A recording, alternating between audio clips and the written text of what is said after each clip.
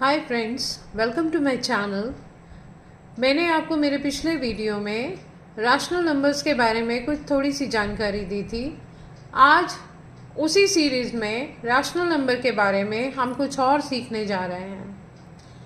I hope आप सब लोग अच्छे होंगे, स्वस्थ होंगे, तो अच्छी तरह से हम अपने टॉपिक पर कॉन्सेंट्रेट कर पाएंगे। जैसे कि अच्छे ढंग से हम अगर हेल्दी रहते हैं तो अच्छे ढंग से काम कर पाते हैं, उसी तरह से अच्छे ढंग से हम पढ़ाई भी कर पाएंगे। तो बच्चों, चलो अपने टॉपिक की तरफ, कंपैरिजन ऑफ रैशनल नंबर्स। आज हम सीखेंगे रैशनल नंबर्स को कैसे कंपेयर करते हैं। कंपेयर इन द सेंस हम कैसे छोटा या बड़ा मालूम करते हैं। तो दो तरीके के रैशनल नंबर्स हमारे पास में होते हैं, जिनका एक तो लाइक होता है जिसमें डिनोमिनेटर सबके सेम होते हैं। दो फ्रैक्शन जिनके डिनोमिनेटर सेम हो, उस तरह के फ्रैक्शंस, उस तरह के रैशनल नंबर्स को हमें कंपेयर करना होता है। तो इस टाइप के फ्रैक्शंस को, इस टाइप के रैशनल नंबर्स को जब हम कंपेयर करने चलते हैं जिनका डिनोमिनेटर सेम होता है, तो हम कंपेयर करते हैं सिर्फ न्यूमरेटर्स को। न्यूमरेटर्स में कौन सा नंबर बड़ा है, कौन सा नंबर छोटा है, वही उसी के अकॉर्डिंग हम बताते हैं कि कौन सा फ्रैक्शन या कौन सा रैशनल नंबर हमारा बड़ा है, कौन सा छोटा। बट इससे पहले एक छोटी सी चीज़ और रिमाइंड कराना चाहती हूँ। मेरे पिछले वीडियो में मैंने बताया था, अगर फ्रैक्शन में जो न्यूमरेटर और डिनोमिनेटर होता है, अगर दोनों ही पॉजिटिव नंबर होते हैं तो फ्रैक्शन पॉजिटिव होता है, रैशनल नंबर पॉजिटिव होता है। लेकिन अगर उन दोनों के पास में दोनों न्यूमरेटर और डिनोमिनेटर दोनों ही नेगेटिव होते हैं तो भी वो रैशनल नंबर हमारा पॉजिटिव ही होता है। लेकिन अगर रैशनल नंबर्स में न्यूमरेटर या डिनोमिनेटर किसी भी एक नंबर, कोई भी एक नंबर अगर नेगेटिव होता है तो हमारा रैशनल नंबर नेगेटिव हो जाता है। अब ये कोई ज़रूरी नहीं है कि न्यूमरेटर ही नेगेटिव हो या डिनोमिनेटर ही नेगेटिव हो, दोनों में से कोई भी एक नंबर अगर नेगेटिव है तो हमारा रैशनल नंबर नेगेटिव होता है। ओके, तो यहाँ पर हम एक चीज़ और हमने इंटीजर्स पढ़ते समय सीखी थी कि rational number, integers, negative numbers जितने भी होते हैं, जितने भी नेगेटिव इंटीजर्स नंबर होते हैं, जितना वो बढ़ते जाते हैं उनकी वैल्यू उतनी ही कम होती जाती है।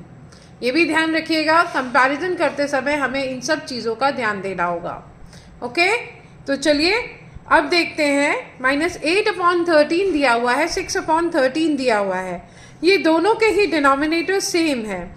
हमें कंपेयर किसको करना है? -8 और -6 इट इज। 6 पॉजिटिव है, 8 नेगेटिव है। तो सीधी सी बात है, पॉजिटिव नंबर हमेशा बड़ा होता है नेगेटिव नंबर से। ओके, तो ये वाला फ्रैक्शन हमारा इस वाले रैशनल, इन दोनों रैशनल नंबर्स को जब हम कंपेयर करेंगे तो हम पाएंगे कि जो हमारा पॉजिटिव रैशनल नंबर होगा वही रैशनल नंबर बड़ा होगा। ओके, यहाँ -11/25 है और इधर 0 है, सेकेंड रैशनल नंबर 0 है। अब 0 के नीचे अगर हम 1 लगा देंगे तो वो भी रैशनल नंबर ही है, और बिना 1 के भी वो रैशनल नंबर कहला सकता है। और 0 के बारे में हम जानते हैं कि ना तो वो नेगेटिव होता है और ना ही वो पॉजिटिव होता है, लेकिन नेगेटिव नंबर हमेशा 0 से छोटे होते हैं। That means 11/25 is less than 0। Okay, next है हमारा -11/8, देन -17/8। मैंने यहाँ माइनस पहले पढ़ दिया है जबकि माइनस लगा हुआ है 8 के पास सामने। नेक्स्ट फ्रैक्शन है हमारा -11/8 एंड 17/-8। यहाँ दोनों ही रैशनल नंबर्स में माइनस लगा हुआ है। अब इससे कोई मतलब नहीं है कि ऊपर लगा है कि नीचे लगा है, यहाँ ऊपर है यहाँ नीचे है, दोनों ही नेगेटिव नंबर है, दोनों ही रैशनल नंबर हमारे नेगेटिव है। इसलिए इंटीजर्स में जो भी नंबर बड़ा होता जाता है उतनी ही उसकी वैल्यू कम होती जाती है। तो यहाँ पर हमारा छोटा रैशनल नंबर कौन सा होगा? जिसका नंबर तो बड़ा है लेकिन वैल्यू छोटी है। -11 और -17 में कौन सा बड़ा होगा? जल्दी बताइए। आई होप आपने गैस किया होगा, सही गैस किया होगा, क्योंकि मैं जानती हूँ कि आप लोग सीख चुके हैं इसके बारे में। तो -11 यहाँ बड़ा होगा और -17/8 छोटा होगा। क्यों? क्योंकि यहाँ डिनोमिनेटर्स तो दोनों सेम है, 8 है, और ये -11 और -17 में से हमें बताना है। 17 नंबर हमारा बड़ा है 11 से, लेकिन क्योंकि दोनों नेगेटिव हैं इसलिए 17 छोटा हो गया। जितना बड़ा नंबर उतनी कम वैल्यू। ओके, नेक्स्ट है 12/19 और यहाँ है -9/19। आप देख रहे हैं 12/19 -9/-19। अभी मैंने थोड़ी देर पहले आपको रिपीट कराया था, पिछले वीडियो में भी बताया था, अगर न्यूमरेटर डिनोमिनेटर दोनों पॉजिटिव है तो रैशनल नंबर पॉजिटिव होगा, और अगर दोनों ही न्यूमरेटर डिनोमिनेटर दोनों नेगेटिव है तो भी वो रैशनल नंबर पॉजिटिव ही होता है। ओके, तो यहाँ पर ये भी पॉजिटिव है और ये भी पॉजिटिव है। मैंने पूरी वैरायटी को आपके सामने रखा है ताकि आपको अच्छे से समझ में आए। तो 19 दोनों डिनोमिनेटर सेम है। हमें यहाँ पर चेक करना है खाली 12 और 9 के बारे में। दोनों ही नंबर पॉजिटिव है, तो आप बता सकते हैं इसमें इजीली कि 9 छोटा है 12 से। That means 12/19 is greater than 9/19। I hope ये सारी चीज़ें आपको क्लियर हुई होंगी। माइनस नेगेटिव नंबर है तो हम क्या करेंगे, पॉजिटिव नंबर है तो हम क्या करेंगे, 0 है तब हम क्या करेंगे। ओके, आगे चलते हैं। अब यहाँ देखिए, यहाँ पर ये दोनों ही नेगेटिव नंबर है, -1/2 एंड -3/5। हमें इन दोनों को कंपेयर करके बताना है। अब पिछले फ्रैक्शंस में तो डिनोमिनेटर्स हमें सेम मिल रहे थे बच्चों, लेकिन यहाँ डिनोमिनेटर सेम नहीं है। तो हम इस कंडीशन में क्या करेंगे, अगर कंपेयर करने के लिए दो ही फ्रैक्शन है तो हमारे पास एक शॉर्टकट मेथड है, दो ही फ्रैक्शन है तब। इस मेथड को आप तभी अप्लाई करेंगे जब दो फ्रैक्शन हो या दो रैशनल नंबर्स हो। मैं दोनों ही लैंग्वेज में दोनों ही बातों को बता रही हूँ, फ्रैक्शन और रैशनल नंबर दोनों आपके लिए, क्योंकि अभी आपने छोटे क्लास में फ्रैक्शन पढ़ा था और रैशनल नंबर अब आप पढ़ रहे हैं, तो लगभग दोनों सेम है। तो यहाँ पर -1/2 और -3/5 दो ही फ्रैक्शन कंपेयर करने के लिए दिए गए हैं। हमें कंपेयर करना है इन दोनों को कि कौन सा बड़ा है कौन सा छोटा। यहाँ पर दोनों डिनोमिनेटर्स अलग अलग है, तो हमारे पास में एक तरीका है, शॉर्टकट मेथड, कि हम इनको क्रॉस मल्टीप्लाई करें, 1 को 5 से और 2 को 3 से। देखिए 5 1 जा 5, यहाँ आएगा -5, और 2 3 जा 6, यहाँ आएगा -6। जिसके न्यूमरेटर से आप मल्टीप्लाई करते हैं उसी के नीचे आप प्रोडक्ट लिखिए। यहाँ 5 को -1 से किया तो -5 आया, यहाँ 2 को -3 से मल्टीप्लाई किया तो -6 आया। अब आप आसानी से बता सकते हैं कि -5 और -6 में कौन सा नंबर बड़ा है। ऑब्वियसली -5 बड़ा है। जितना नंबर जो बड़ा होता है, नेगेटिव नंबर जितना बड़ा होता है, वैल्यू उसकी उतनी ही छोटी होती है। मैं बार बार आपको याद दिला रही हूँ, इसलिए -5 आपका बड़ा हुआ -6 से। दैट मीन्स क्योंकि ये वाला -5 आपका बड़ा है, इसलिए फ्रैक्शन भी बड़ा होगा। आई होप ये क्लियर हुआ होगा आपको। अब आते हैं, यहाँ दोनों पॉजिटिव नंबर दिए हुए हैं, दोनों पॉजिटिव नंबर दिए हैं, तो यहाँ पर भी हमें क्रॉस मल्टीप्लाई ही करना है। इसका न्यूमरेटर और इसका डिनोमिनेटर मल्टीप्लाई करेंगे। 8 9 जा 72 और 12 7 जा 84। तो 72 और 84 दोनों ही पॉजिटिव है। क्लियरली हम बता सकते हैं कौन सा बड़ा कौन सा छोटा। 84 बड़ा है, that means 8/7 is less than 12/9। I hope comparison का कंसेप्ट आपको क्लियर हुआ होगा। अब यहाँ तो हमने दो फ्रैक्शन हमें दिए हुए थे, तो हमने कर लिया, क्रॉस मल्टीप्लाई करके मालूम किया कि कैसे क्या करना है हमें। लेकिन अगर अब हमें मोर देन 2 फ्रैक्शन दिए हैं तब हम क्या करेंगे। यहाँ हमें क्वेश्चन में बोला है arrange in order from least to greatest. Least to greatest means ascending order. Least to greatest ascending order. Ascending order means छोटे से बड़ा. सबसे पहले छोटा, फिर उससे बड़ा, फिर उससे बड़ा, छोटे से बड़ा. तो यहाँ पर ये तीनों के तीनों फ्रैक्शंस में डिनोमिनेटर्स अलग अलग दिए हुए हैं बच्चों. तो हम क्या करेंगे, सबसे पहले इनको लाइक करेंगे, इनका डिनोमिनेटर सेम करेंगे, और डिनोमिनेटर सेम करने के लिए हम इन सब का डिनोमिनेटर्स का एलसीएम निकालेंगे. ओके, चलिए एलसीएम निकालते हैं. 2 2 जा 4, 2 4 जा 8, 7 एज यूजुअल, क्योंकि इससे डिविजिबल नहीं है 2 से, तो हम इसको एज इट इज उतार लेंगे. फिर से 2 से डिवाइड करेंगे. 2 1 जा 2, 2 2 जा 4 और 7. बच्चों नीचे अगर ऐसे नंबर बचते हैं जिनका कोई कॉमन फैक्टर नहीं है, तो हम उनको भी मल्टीप्लाई कर लेते हैं. तो हमारा एलसीएम होगा यहाँ 2 2 जा 4, 4 2 जा 8, 8 7 जा 56. तो यहाँ एलसीएम हो गया हमारा 56. अब ध्यान देने वाली बात यह है कि यहाँ पर ये जो नंबर है 1/4, ये रैशनल नंबर जो है, अब हमें यहाँ इसका इक्विवेलेंट फ्रैक्शन निकालना है, इक्विवेलेंट रैशनल नंबर निकालना है, जिसका कि डिनोमिनेटर 56 होगा. इक्विवेलेंट फ्रैक्शन मैंने पिछले वीडियो में आपको समझाया था कैसे निकाला जाता है. सेम नंबर से आपको ऊपर नीचे दोनों ही नंबर्स को मल्टीप्लाई करना है, न्यूमरेटर और डिनोमिनेटर दोनों को. तो आपका अब ये जो तीनों फ्रैक्शन है यहाँ पर सबका डिनोमिनेटर 56 हो गया. यानी आपको इन सभी के इक्विवेलेंट फ्रैक्शन निकालने होंगे. कैसे? जिनका डिनोमिनेटर्स 56 हो, क्योंकि हमारा एलसीएम 56 है. राइट, चले आगे. तो अब हम 4 को किससे मल्टीप्लाई करें कि हमारा नंबर 56 आ जाए. छोटे नंबर है तो हम इजीली कर सकते हैं, लेकिन अगर बड़ा नंबर होता तो हम क्या करते, उसके लिए एक तरीका है हमारे पास. जो एलसीएम है उसको हम डिवाइड कर देते हैं इस नंबर से, क्योंकि हमें इसी फ्रैक्शन का इक्विवेलेंट निकालना है.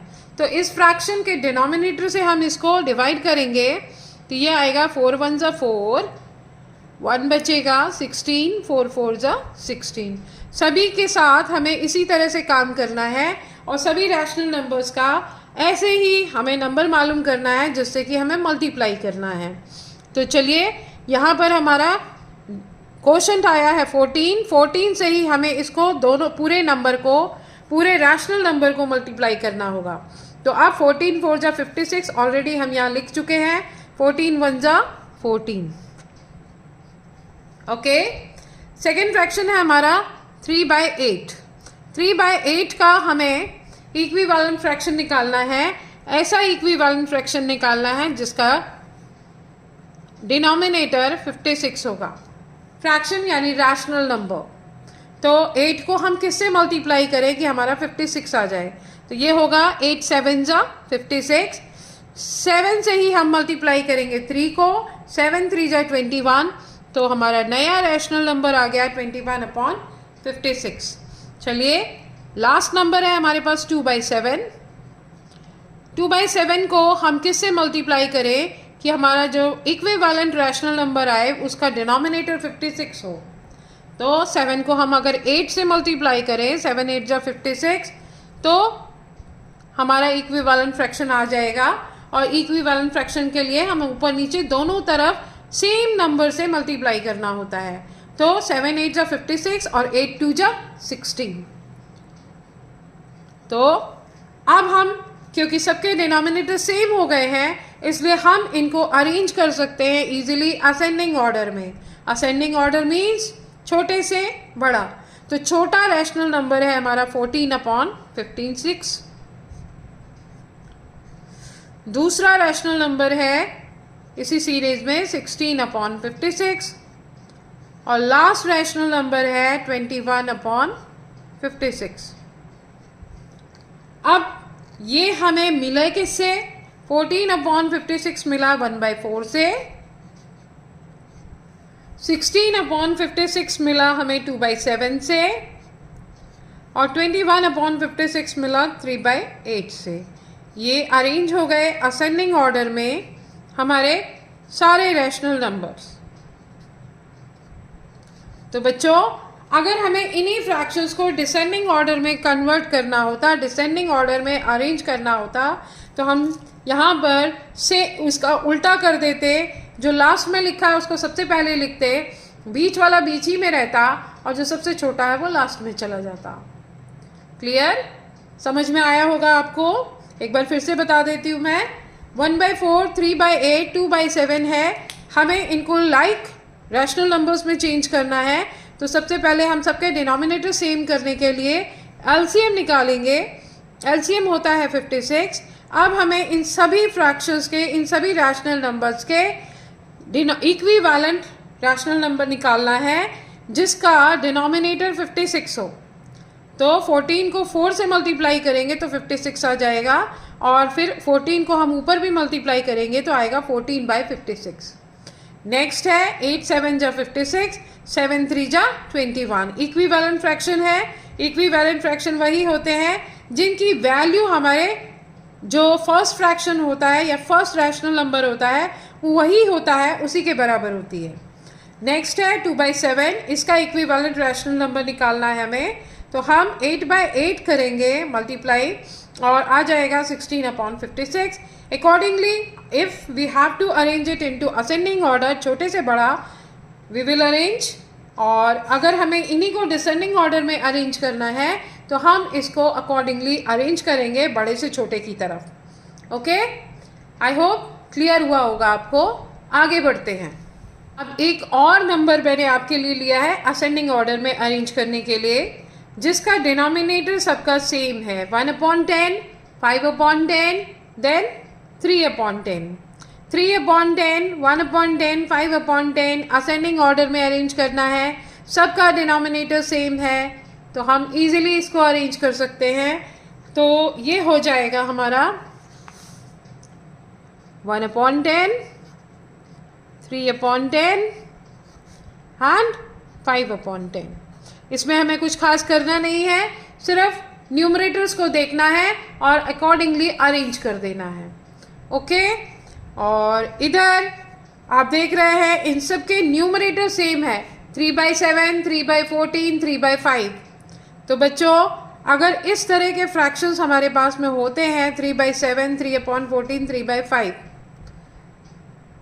या यूं कहिए जिसके न्यूमरेटर सबके सेम होते हैं, डिनोमिनेटर्स अलग अलग होते हैं, तो एक बात याद रखिएगा, जितना बड़ा डिनोमिनेटर होता है उतना ही रैशनल नंबर आपका छोटा होता है। जितना बड़ा डिनोमिनेटर उसकी वैल्यू उतनी ही कम होती है। जैसे यहाँ 3/7 है, 3/14 है, 3/5 है। असेंडिंग ऑर्डर में हमें अरेंज करना है तो सबसे छोटा रैशनल नंबर होगा हमारा 3/14, क्योंकि इसका डिनोमिनेटर सबसे बड़ा है। उसके बाद आएगा 3/7 एंड लास्ट में आएगा 3/5। इन तीनों फ्रैक्शन में हमारा जो सबसे बड़ा रैशनल नंबर है वो 3/5 है। याद रखिएगा, अगर न्यूमरेटर सेम है तो डिनोमिनेटर जितना बड़ा होगा उतने ही रैशनल नंबर की वैल्यू छोटी होगी। याद रखिएगा। आगे बढ़ते हैं हम। अब डिसेंडिंग ऑर्डर में हमें अरेंज करना है। डिसेंडिंग ऑर्डर मैंने प्रोसेस पूरा समझाया है आपको, फिर से एक बार मैं याद दिला देती हूँ आपको।